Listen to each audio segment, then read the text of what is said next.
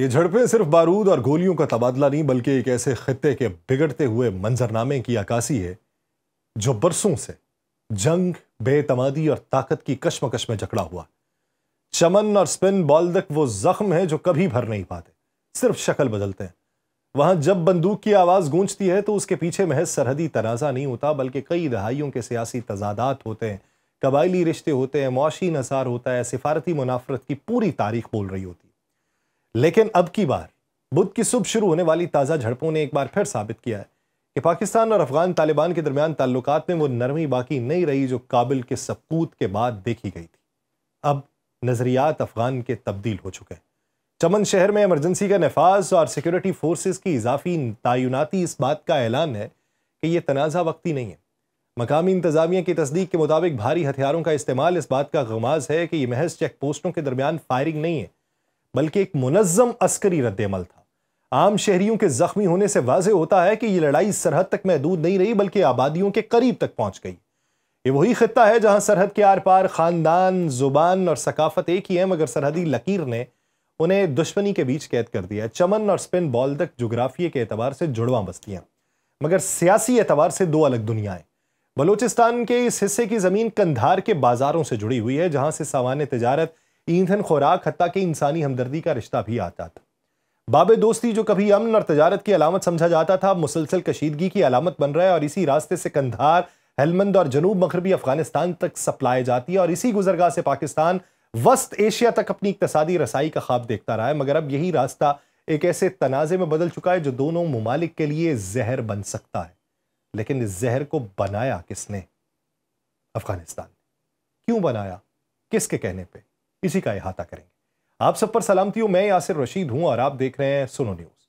ناظرین، یہ جھڑپیں بظاہر سرحدی باڑ کی تنصیب، نقل و حرکت یا تجارت کی بندش جیسے مسائل سے پھوٹتی تھیں لیکن اب ان کے پیچھے افغان طالبان کی بدلتی ہوئی سیاسی سوچ، پاکستان کے اندر سیکیورٹی خدشات اور خطے میں نئے طاقت کے توازن کا دباؤ پوشیدہ ہے۔ کابل کے اقتدار میں آنے کے بعد طالبان کی جانب سے پاکستان کے ساتھ تعاون کی جو امید تھی وہ اب بد اعتمادی میں بدل چکی ہے۔ افغان سرزمین سے پاکستان میں دہشت گرد حملوں کا بڑھنا، ٹی ٹی پی کے محفوظ ٹھکانے اور بارڈر پر حملے اس شراکت داری کے ڈھہ جانے کا ثبوت ہے۔ چمن کی سڑکوں پہ فوجی گاڑیوں کی جو گشت ہے، بازاروں میں خوفزدہ چہروں کا ہجوم ہے اور باب دوستی کے قریب سنسان ہوتی منڈی اس بات کا منظر پیش کر رہی ہے کہ یہ کشیدگی صرف ایک دن کی نہیں، یہ مستقبل کے بڑے بحران کا پیش خیمہ ہے۔ اگر اس صورتحال کو سنجیدگی سے نہ لیا گیا تو چمن اور سپن بالدک صرف سرحدی قصبے نہیں رہیں گے بلکہ پاکستان اور افغانستان کے تعلقات کی نئی لکیر بن جائیں گے جس کے آر پار شک، مایوسی کے سوا کچھ نہیں بچے گا۔ یہ سرحدی تصادم محض فائرنگ کا تبادلہ نہیں، دو ریاستوں کے بیچ اعتماد کے آخری ستونوں کے لرزنے کی کہانی ہے۔ آئی ایس پی آر کے مطابق 15 اکتوبر کی الصبح افغان طالبان نے بلوچستان کے علاقے سپن بولدک میں 4 مختلف مقامات پہ حملہ کیا جسے پاکستانی فورسز نے ناکام بنایا مگر جو چیز زیادہ خطرناک ہے وہ یہ کہ یہ حملے شہری آبادی کے بیچوں بیچ ہوئے جہاں ہر گولی صرف ایک ہدف نہیں بلکہ دو قوموں کے بیچ پلنے والے تعلقات کو بھی چھید گئی ہے۔ پاکستانی فوج کے بیان کے مطابق افغان طالبان نے یہاں تک کہ پاک افغان دوستی گیٹ کو بھی تباہ کیا، وہی گیٹ جو برسوں تک آمد و رفت، تجارت اور مشترکہ مفاد کی علامت سمجھا جاتا رہا ہے۔ پاکستانی فوج کے ترجمان نے یہ تصدیق کی ہے کہ جوابی کارروائی میں 15 سے 20 طالبان جنگجو ہلاک اور متعدد زخمی ہوئے ہیں۔ صورتحال تاحال غیر واضح ہے مگر اطلاعات یہ بتاتی ہیں کہ افغان جانب کے شدت پسند دوبارہ جمع ہو رہے ہیں۔ صرف بلوچستان ہی نہیں بلکہ خیبر پختونخوا کا جو کرم سیکٹر ہے اس میں بھی اسی رات افغان طالبان اور دیگر شدت پسندوں نے پاکستانی چوکیوں پر حملہ کرنے کی کوشش کی جسے مؤثر کارروائی کے ذریعے پسپا کیا گیا اور آئی ایس پی آر کے مطابق جوابی حملے میں 6 ٹینکس اور 8 چوکیوں کو تباہ کیا گیا اور کم از کم 25 سے 30 جنگجو مارے گئے۔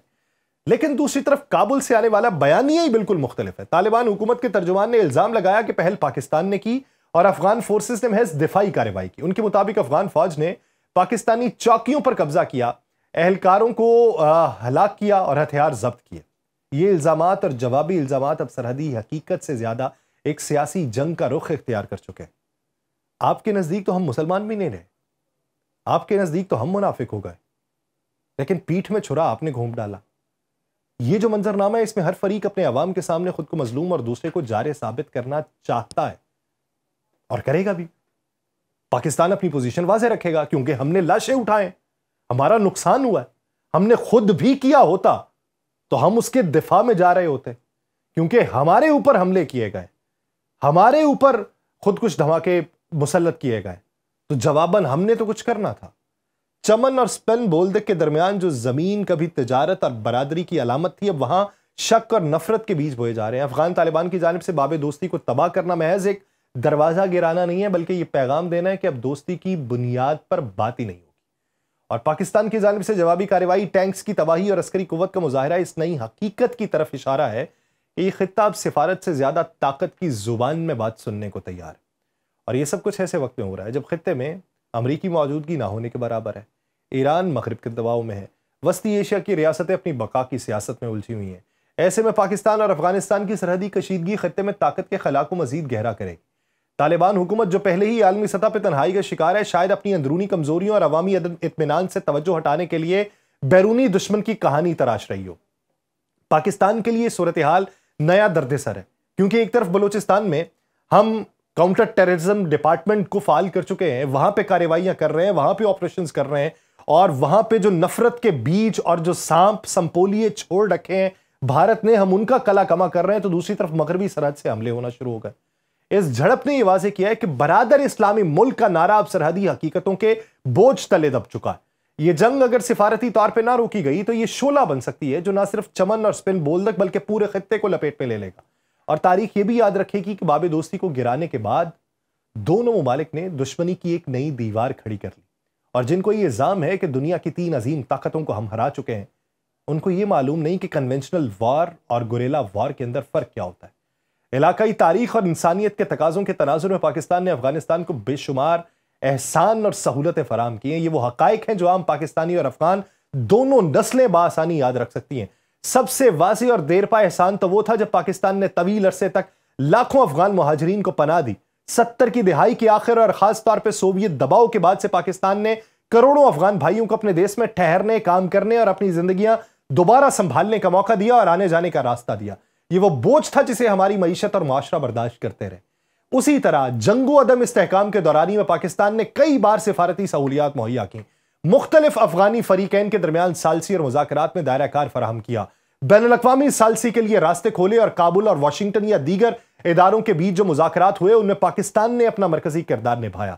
تجارتی رسد کے حوالے سے بھی چمن، تورخم، کندھار راستے اور باب دوستی جیسی گزرگاہوں کے ذریعے پاکستان نے افغانستان کو ضروری سامان دیا، ٹرانزٹ سہولت دی، کاروباری راستے دی، اور جب تک وہ اندرونی بحران سے نبرد آزما تھے ہم ساتھ دیتے رہے۔ قدرتی آفتوں میں بھی ساتھ دیا، انسانی ہمدردی کے تحت امداد بھیجی، اور بعض اوقات طبی سہولیات فراہم کی، اور سرحدی علاقوں میں عارضی پذیرائی کی گنجائش بنائی، سیکیورٹی تعاون کے کئی وعدے کیے، اور بعض اوقات پہ مشترکہ کارروائیاں یا معمولاتی تبادلے کی صورت میں معاملات طے کیے گئے تاکہ شدت پسند عناصر کو پیچھے دھکیلا جا سکے۔ مگر آج ان سب حقائق کے باوجود پاکستان کے لیے تلخ احساس یہی ہے کہ وہی زمین جس نے بے شمار افغان بھائیوں کو پناہ دی، آج اسی سرحد پار سے حملوں، سرحدی چیلنجز اور بعض بیانیوں کی شکل میں رد عمل دیکھ رہی ہے۔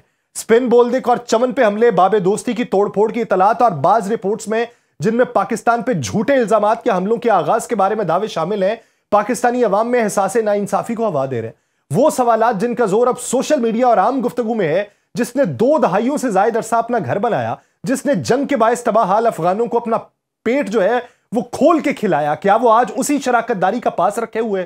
جب پاکستان نے افغان پناہ گزینوں کی میزبانی کے باعث اپنے وسائل میں بوجھ اٹھایا تھا، جب ہم نے تجارتی راستے اور مذاکرات کی میزبانی کی تھی، تو کم از کم اس کے متبادل شکایت کا بنیادی ثبوت یہ ہوتا کہ حالیہ برسوں میں ہمارے لیے کچھ نہ کچھ بہتر کرتے۔ بعض افغان عناصر نے پاکستان کی خیر سگالی کو فراموش کر دیا، یہاں تک آپ نے یاد رکھا ہے۔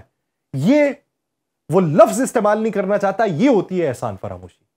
دوسرا پہلو، پاک افواج اور ریاست مسلسل موقف پہ زور دیتے رہے کہ سیکیورٹی کے تقاضے اور سرحدی سالمیت اولین ترجیح ہے۔ اب نہ ہمارے لوگ، نہ ادھر کے بنائے بھی سہولت کار باہر سے آئے ہم پہ مسلط ہوتے رہے، ہمارا حال برا کرتا رہے، ہمیں تباہ کرتے رہے، ہمارے اوپر حملے کرتے رہے، اور پھر بھی ہم بیٹھ کے یہ سوچتے رہے نہیں ان سے بات ہونی چاہیے، یہ ہمارے اسلامی بھائی ہیں۔ اور بھائی یہ تو اپنی زمین پہ جا کے رہیں، ہماری زمین پہ آ کے اگر ہمیں ہی نقصان پہنچانے کی کوشش کرو گے تو ہم بھی احسان و مہربانی کے فرق کو بھلا بیٹھیں گے، اور یہ ہمارے لیے تلخ موقع ہوگا، تلخ اقدام ہوگا۔ بات چیت سے مسائل حل کریں، کنونشنل وار کے نتائج بھگتنا آپ کے لیے بھی آسان نہیں. ہم بھی مانتے ہیں کہ گوریلا وار میں ہم بھی نہیں جیت پائیں گے. آپ اپنوں کے روپ میں آئیں گے, نقصان پہنچا کے نکل جائیں گے, نہیں معلوم پڑے گا. تو اس لیے بیٹھیے, سوچئے, سمجھیے, اور اس بات سے قطع نظر کہ آپ لوگوں نے ہمارا کیا کر دیا, چھوڑیے اس بات کو. اب سوچئے کہ آپ اپنی نسلوں کے ساتھ کیا کرنا چاہ رہے ہیں. یہ سوچ کے اگلا قدم اٹھائیے. مجھے دیجیے اجازت. اللہ نے کے بعد.